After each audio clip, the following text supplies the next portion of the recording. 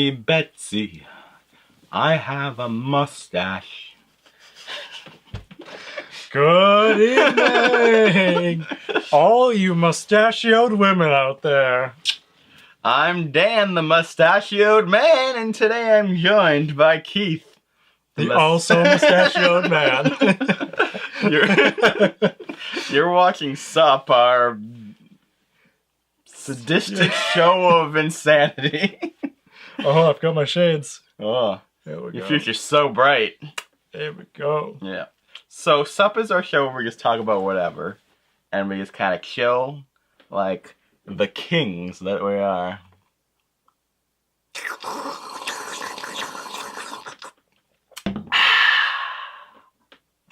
So Keith, what's on your mind? SUP.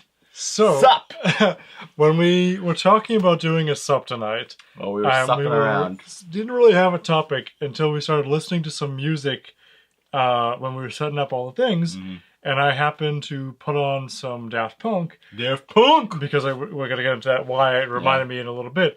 But it kind of hit me when, Dan, you said, this is not the normal kind of music that I would listen to. Meaning that I expect from Keith, yeah. Yeah, and so so that album of Daft Punk that we were listening to was actually the first CD that I ever personally owned, meaning I bought it with my own money at the store for myself. Your first composite disc? Compact disc stands for, but I know. San Francisco. San Francisco. So when was Daft Punk popular? It feels late for your first CD. So it would have been either in 5th or 6th grade. Mm. Like I said, it's not like I didn't listen to music, but it was my first CD that was actually mine. Yeah. You know what's very coincidental about you bringing that up? Okay, go ahead. Earlier today, not 6 hours ago, probably, I don't even know, it's late now, I was playing the hit board game, Yep. Chicken Soup for the Soul. That's a board game that everybody knows about. It is a board game, nobody knows about it, but it's a board game that I played tonight. It's a book series. That is now a board game, too, based on the book series. Now, Chicken Soup for the Soul, there was a bunch of... There was Chicken Soup for the Teenage Soul. Oh my god, I lost my thing. Yep. There was Chicken Soup for the Grandma. There was all these souls but it's all a bunch of garbage. I mean, I have no knowledge one way or the other whether they're good. All I know is the board game, which my friend Clara, as you might have seen in Definitional Debate, of course had at her apartment and was all excited to share with us. So we played the board game. And, this is a long walk to bring you to the fact that one of the things in the board game was me guessing what the first CD she ever bought was. Okay, so it's like a trivia about each other kind of game? There's a bunch of things. So there's 4 different kinds of cards, and one is, a couple of them are here's a question, and you have to match with other people on the thing, in the group. So, I think one of them's name, 7 things that you think of when you think about a birthday party. You have to match with at least 4 of the other people or something like that. It's supposed to prove that you're real friends or something? It's more just about forming connections and getting to know people. Okay, so it's like an icebreaker game. Yeah, sort of. But then there's also weird Chicken Soup for the Soul things. There's ones you automatically win a card as long as you tell a story that it asks about. So my story was tell a story about someone that you loved and lost or something. And San Francisco! But the point being, so I was asking you about the CDs. Her first CD was a Gwen Stefani CD, which okay, so the other thing that I thought, so that particular kind of question. It's going to be completely in front of everybody. Yeah, it's going to be great. That particular kind of question I was why isn't this just the full game? Was that I got a question for her that I was able to say out loud. I was this is the question, but I can only find out the answer from her by asking her 5 yes or no questions. So it was, figure out what her first CD was. I have 5 yes or no questions to try to get to it. Is it rock and roll? Yeah, that kind of thing. Does this person have hair? Does this person have hair? Yes. I was mostly asking me so were you younger than 12? Are you embarrassed of this thing? I did not get to it, but yes, Gwen Stefani. So then we all went around and talked about what our first CD was. So that's really funny that you just happened to bring that up. Mm-hmm. So my first CD that I bought for myself, I think I bought 2 at once. Ooh, so technically I have 2 answers. This is like when Dan had 3 iPods. He had to have 3 iPods Now versus 2 CDs. Now I just have 3 tablets for no reason. So, yeah, I think my first 2 CDs were Green Day, American Idiot, and a Bare Naked Ladies CD, which I'm trying to remember the name of it, but I don't think it was, I think it might have been Greatest Hits. That's the way to go. Yeah, I believe so. How do they even have a Greatest Hits? They have actually a lot of good songs. I mean, I don't know how many albums they have, because I basically just bought that Greatest Hits and then was done. But there are a lot of good songs on that Greatest Hits album. Okay. Yeah. I mean, not ones that I would necessarily call hits, but good songs. Okay. Like, other than One Week, I don't know they can name another song, but... Yeah, I don't think I can. Yeah, but also we were kind of young when that was going on. Yeah, but there are other things that I know of from that time period. But there were, like, legitimately big Bare Naked Ladies fans. Like, it was a big deal. It wasn't just... They weren't a one-hit wonder. No, they weren't, but they filled a certain role, I think. All I remember is... how old are you? How old was I when I bought that? Now, was this at the music store down the mall, Strawberries? No, I was actually in New Hampshire. May Hampshire. Yeah. I bought some in New Hampshire. I was at Littleton, New Hampshire. Shout out to Littleton, New Hampshire. Someday you'll grow up big and strong like the rest of the state. They have a very nice bookstore there that has CDs and DVDs and Legos. And probably chicken soup for the soul. Probably. 12 years ago. So, do you remember the music store down the mall? Was it FYE? Is that what you're talking about? No, wasn't it called Strawberries? Oh, yeah, Strawberries. I think that's where I got my Daft Punk. I think the album was Discovery. It's the black one with like the mercury silver writing across it. Yeah. And so, yeah. I like a good Daft Punk. Used to be that CD store down the mall, and that's... hasn't been there in years, but it's amazing down the mall, the kind of things that like used to be there that are just like completely nowhere to be found. Well, now it's like completely shut down because they're renovating it. Yeah, but even the GameStop is gone. Already? Yeah. Wow. Yeah. Now, when I think of Daft Punk, I think of a few things. There's a whole rabbit hole here. Ooh, the first thing I think the first time I ever heard of them, because I was not hip on the music like the youngins. Okay? You're more elbows. Yeah, all about the elbows. And I think the first time I heard of them was when I was playing Tap Tap Revolution Dance.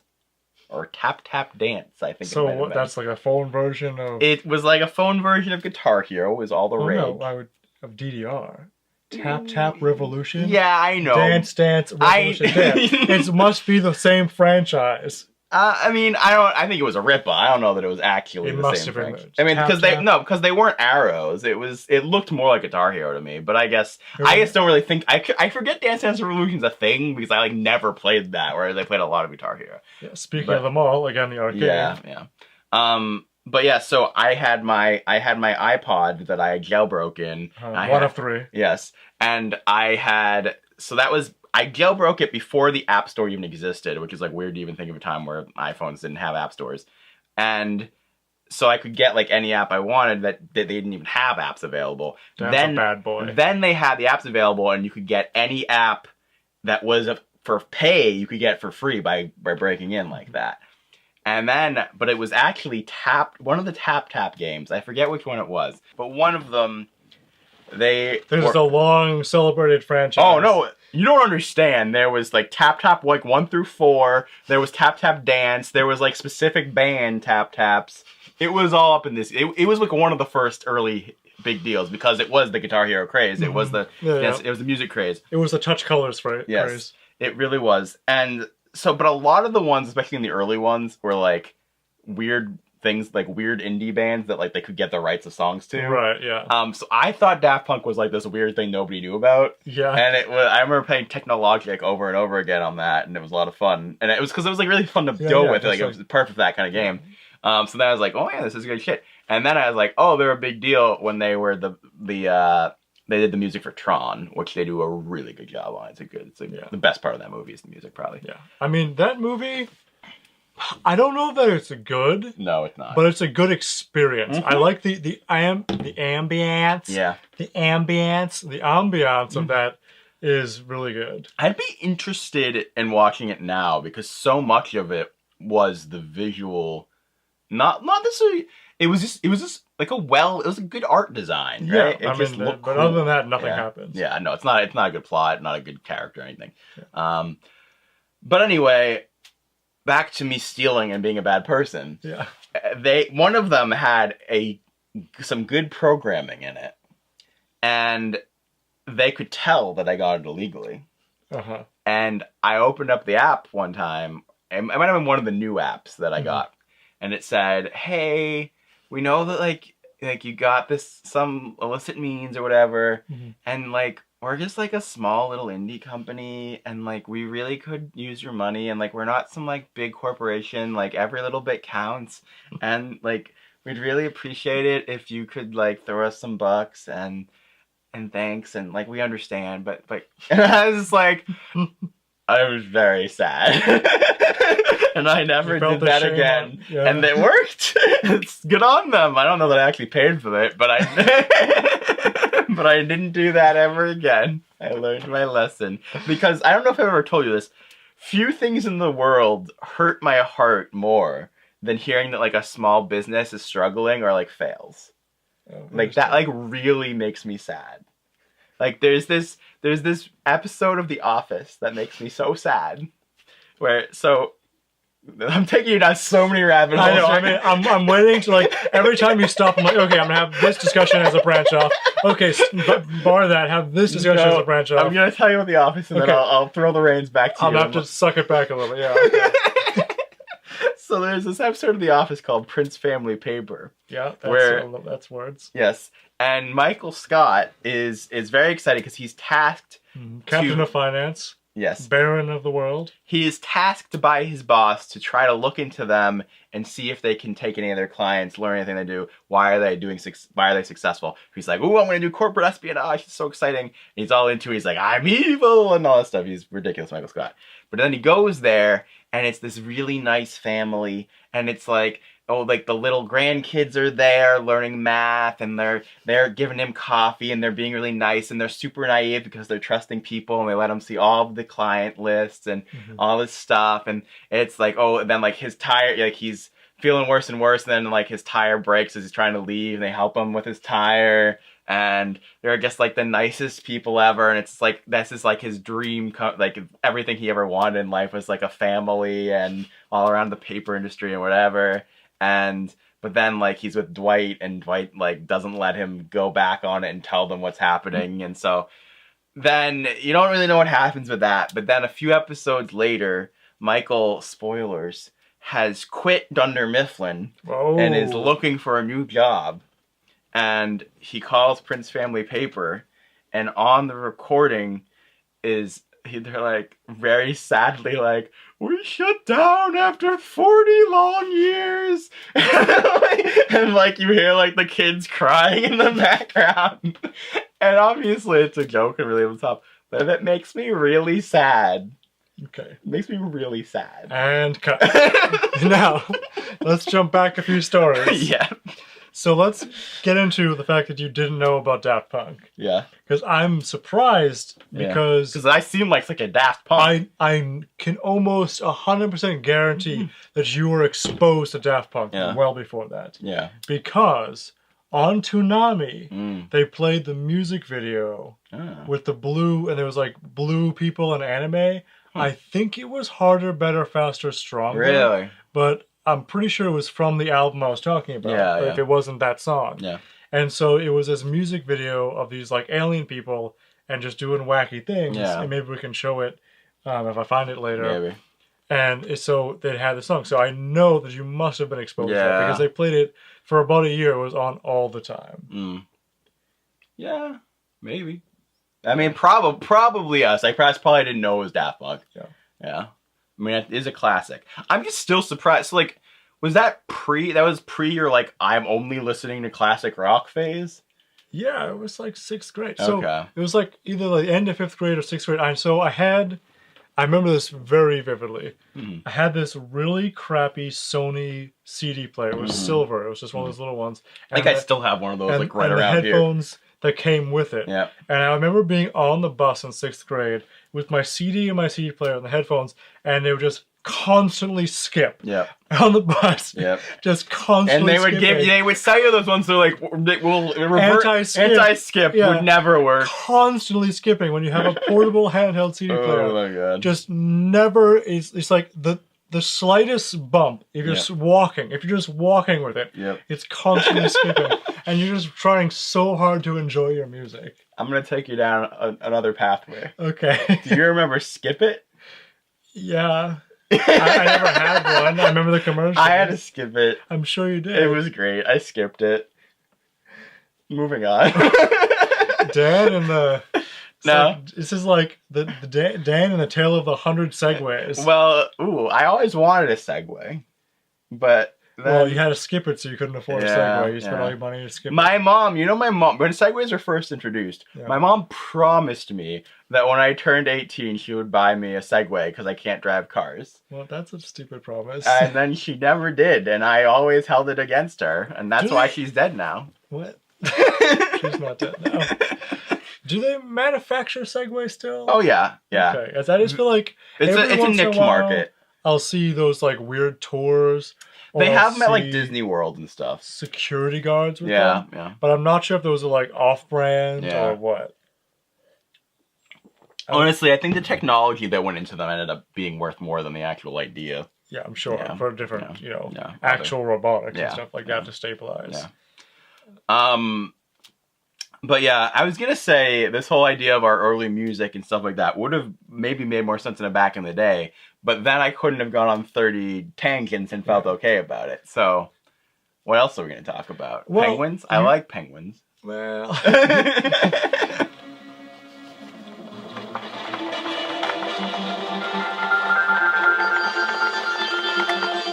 You mentioned my phase about like only listening to classic rock and that. So I would say around 6th grade, I was still not really decided on my musical taste. Daft Punk, because it was from Toonami, and I was exposed to that, and that's where I got that. But more around 7th and 8th grade, where I started listening to a certain radio station that was the oldie station, but it was like 60s and 70s. Yeah.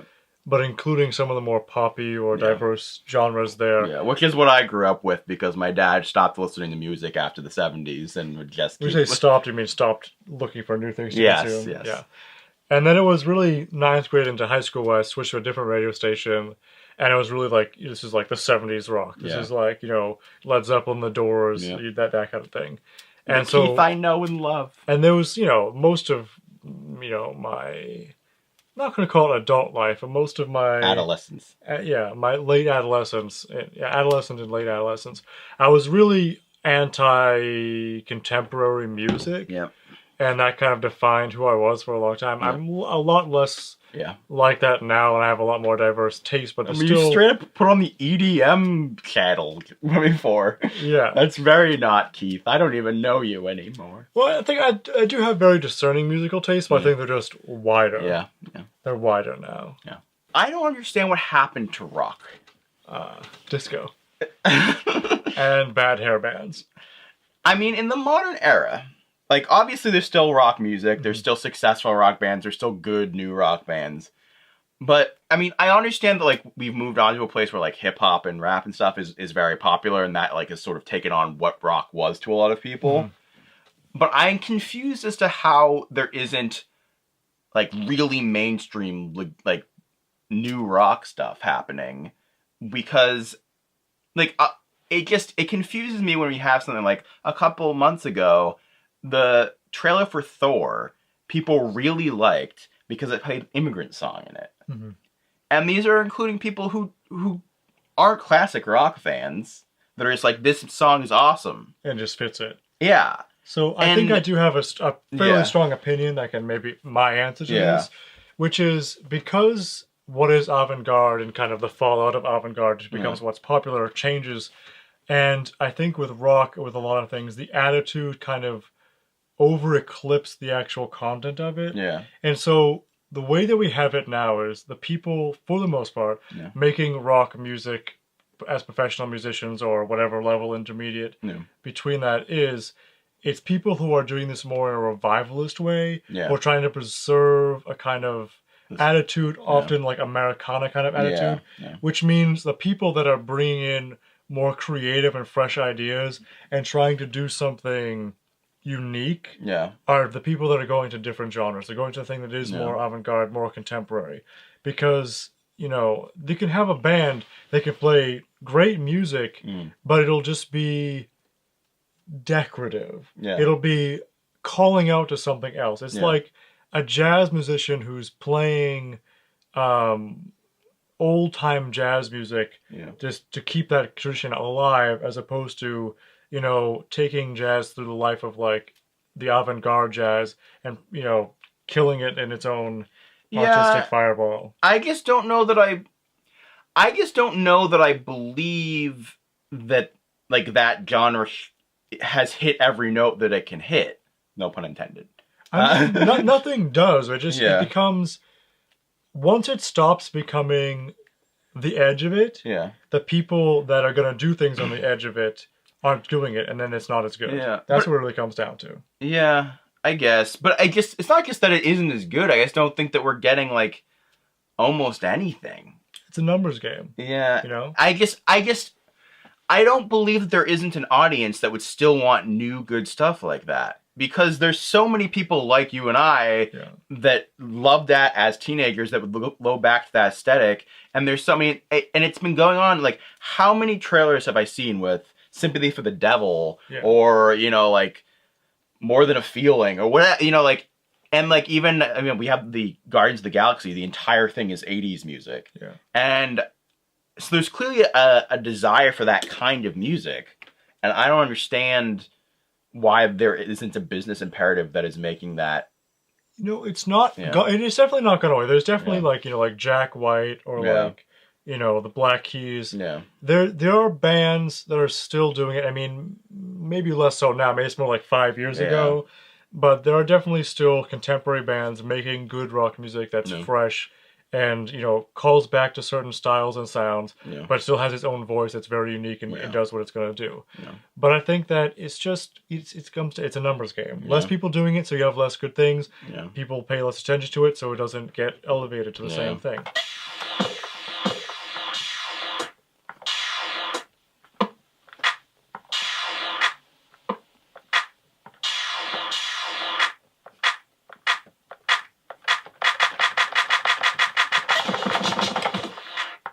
So we can talk about kind of like what happened to rock, just like we say what happened to any kind of genre, but maybe it's more interesting to look to the future and kind of think of like, what is the avant-garde of music, or if not avant-garde, what is kind of the fallout of avant-garde? Like what is in the semi-mainstream upcoming music that kind of is what is the trendy music right now? I don't feel qualified to answer that even remotely. I mean, like trap music and like, you know, different kinds of electronic music, and some version of rap and hip hop. But the main reason I don't feel qualified as far as that is concerned is that's been true for a few decades now. That's like the hip alternative, more underground.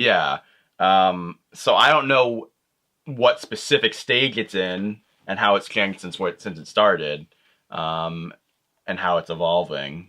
But because I'm gonna say probably like lo-fi, like jazz hop, like trip hop, because that is the kind of thing that I see being used in like when like very creative people are making content, and that's the kind of thing that's being used in a trendy way as a background music to videos and things like that. Is like is that lo-fi music, the chill hop music, and that's the thing that I've been getting into more recently. And so basically, if you don't know what this is, lo-fi is a kind of electronic music, but it's more heavily relied on remixing jazz-ish things to hip-hop beats with a lot of sampling in between. It's called lo-fi for low fidelity because the PUT effects to make it warmer, they're using old recordings that have that kind of hiss and hum and whir. And they're taking that aesthetic, taking the jazz, but very cool, chill jazz, mixing in hip hop beats and all these different influences together. And that's, I think, to me, is a great balance of things that I've been enjoying recently anyways. Now, are these usually vocal vocalized. There's plenty of things, lots of Yeah. different vocals Yeah. and lots of different things. And, you know, I don't know that I've heard anything directly that I would call lo-fi music on the radio. Yeah. But there are definitely things that are starting to be more and more influenced. Yeah. You know, most of the time I'm listening to playlists on YouTube, like live streaming playlists on YouTube or on SoundCloud or something, or Spotify or something, you know. Yeah. That's where I'm going to get this kind of music. Yeah. And I think that definitely there is a presence of this music online in YouTube videos that maybe you don't understand, that if you go and watch a trendy, you know, blogger or something, pay attention to the music, you'll probably hear some lo-fi music. You know what I think is interesting is you would kind of assume something that I would assume would happen with the I can't say that word, democratization Democratization of music and of the proliferation of Spotify and MP3 players and all that stuff. MP3. You would expect it. Well, I have to pause you, because even that phrase is old. so antique. Yeah. Who has an MP3 player? Nobody. Nobody. Old people. Nobody even has iPods anymore. No. It's You so just weird. use your phone. It's so weird to think of that as being like really out of date, but it is. Yeah. But that was the start of what I'm talking about. That you would. I don't even know if I've heard the word MP3 player in years, to be honest. But I would have expected it to be much harder for there to be musical trends, like new musical trends. Okay, why is that? Because anyone can make their own thing. No people, like we talked in the hipster video. We don't listen to the radio anymore. Right, there's less a funnel. Yeah, So, there's not as much people directing you, this is what you should like, this is what's popular at the moment. You can listen to whatever you want. And for me, that's pretty much true. Like, I don't know what's going on because I just play what I like. And I hear things on, like, TV shows that I like, but they're not usually hip new things, they're usually older type things. Yeah. And I don't know... But clearly mass media culture still has enough power between, this is what's trending on Twitter and YouTube, and this is what's going to be in your commercials that you can't escape from, and this is going to be playing in the restaurants. Definitely still a hold. I think a lot of people definitely still listen to the music on the radio. Yeah. And even if not, there's a certain kind of culture in mainstream music that still definitely has a hold. Yeah. And certain kinds of people will not look outside of that. Yeah. So even if somebody has all the opportunities in the world to listen to whatever, they're not going to necessarily discover something new unless it's handed to them by But that's media. so weird because I feel like media is handing it to them because they're saying, hey, check out all these stations which will teach you new music on Pandora, on Spotify, on Amazon. Like, I guess they just pick, I'm a pop person, I'll listen to the pop things, and that's basically listening on the radio. But...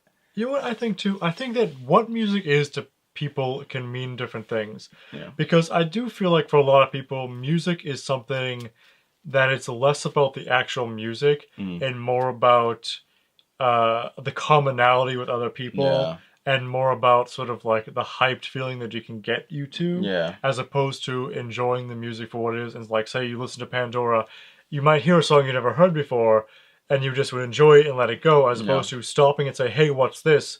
I'm going to create a new station from this song, and then kind of go down that branch. I have a very strange relationship with music. Because my entire family are musicians, and I am not. And what? I don't know, just funny. I mean, but that was purposeful. Like, I was like, I don't like music. It was purposeful. They were like, we have enough musicians. No. This son, we're gonna make sure he has no music. No, I didn't want it. I didn't want to sing in front of people. That was the main thing. I was shy. That was a big part of it. I didn't want to sing in front of people from a young age, which my sister did. I didn't want to really invest until middle school / early high school. I didn't want to even try an instrument. And by that point, I was too it was too late. I was too lazy to actually focus on doing it. So because of that, I kind of stayed away from music for a long time. But I was still picking up a lot of the 60s and 70s stuff that my parents would listen to. And then I started listening to my sister's iPod in middle school because she had an iPod and that was so cool, and I didn't. And I started... That's why you got 3. Yeah. This is so cool. So I need cool. all of them. And then I started listening to a lot of the classic rock stuff, and I listened to some pop stuff and whatever. But now I'm in a very strange place where I almost never listen to music. And I feel very You never strange seek about music. that. Yeah, because I listen to podcasts so much that Dan has a problem. I mean, kind of, yeah. Dan has a podcast problem. I do in that, so like, I mean, going down the rabbit hole with this, I don't like being alone with my thoughts. And so I don't like feeling lonely, and having a podcast on almost all times helps even that out, and it helps with my anxiety because I don't let my head run off in a million directions that it doesn't need to be. I'm able to focus in on this conversation that I'm listening to. So whether I'm showering or eating dinner or whatever, walking anywhere, literally anytime I leave the house. Please tell me you don't have earbuds on in the shower. No, I have a speaker. Okay. Falling asleep, I have a podcast in. So like, I'm consuming hours on hours of podcasts every day. Music does not have that same kind of effect. Music lets my mind wander, which I do not like. Now I will also, as a side thing, say I know this is probably I'm going extreme with this, and it's probably not healthy, and I need to work on that. But it does have the effect that I don't listen to music that much, and that I have to, like, music has become the way I am with like reading or something. It's like I have to stop myself and be like, you should do this for the betterment of you, not something that I go to like naturally.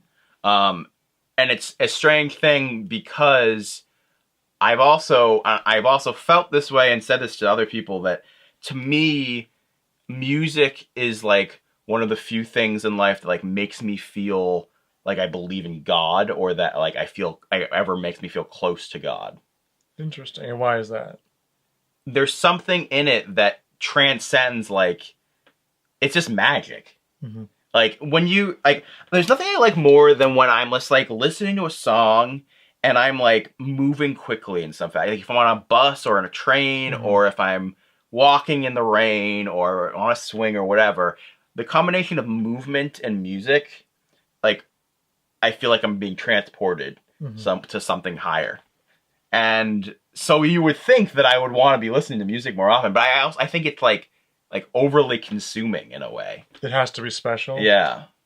And I also think that because I listen so infrequently, when I come back, I'm like, I guess I'll listen to the same 7 songs I listened to last time because I don't know what else to listen to. And so then I get kind of stuck in this rut. Would you like me to send you some music? Some hot beats. Some hot tips? I would accept some hot tip beats. Some tip beats. Some tips. It's like when you pick the beat out of the ground, you just take the tip and you put the rest of the beat back in. Well, I will say one of the 7 songs that I listened to is the CD that you got Olga.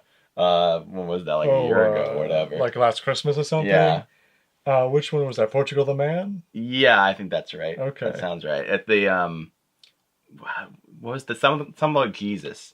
Modern Jesus. I love that song. We don't need no modern Jesus. I love that Jesus. song. That's great. And I think that's a good example of that is rock. Yeah. But it's a very specific type of rock. Yeah. Nothing really sounds like Portugal the Man except for Portugal the Man. Yeah. I liked it a lot. It's really good. Yeah. I think she listens to it, and we have played a lot together. Yeah. But I think I listen to it more than she does. Do you like have the physical copy? No. She has the CD, but I put it on my computer. Yeah. And which then there's now on the cloud. It's on my phone. It's everywhere. It's everywhere. Did you know that they're from Alaska? No, I did not. Interesting. Take a look at some of their music videos if you haven't. No, I have not. Cool. Sounds cool. Yeah. All right. Well, I feel like I hijacked this a lot, but all for the better, right? I will say, related to what you're talking about being with the podcast and like that being very calming for you, I definitely can connect to that. One thing, I do listen to podcasts, but not as much. Yeah. One thing that I probably do more is I like to listen to playthroughs, like let's plays on YouTube where there's a group of people playing, and it just becomes a conversation. And I really like to fall asleep to just a conversation when it's like a distracting, where there is something directing what the topic is. Yeah. But and there's an event happening, but it's about all the asides and just the naturalness of that going. It almost has like an ASMR quality to it. Yeah, and it transports you into a social, you can feel that you're in a social setting without being in a social setting. And I think that is something that it can be very relaxing and calming for a lot of people, and just kind of help you chill. Yeah. You know, I could de-stress. easily do an entire video about podcasts and what they like, the weirdness of them. Next time. But next time.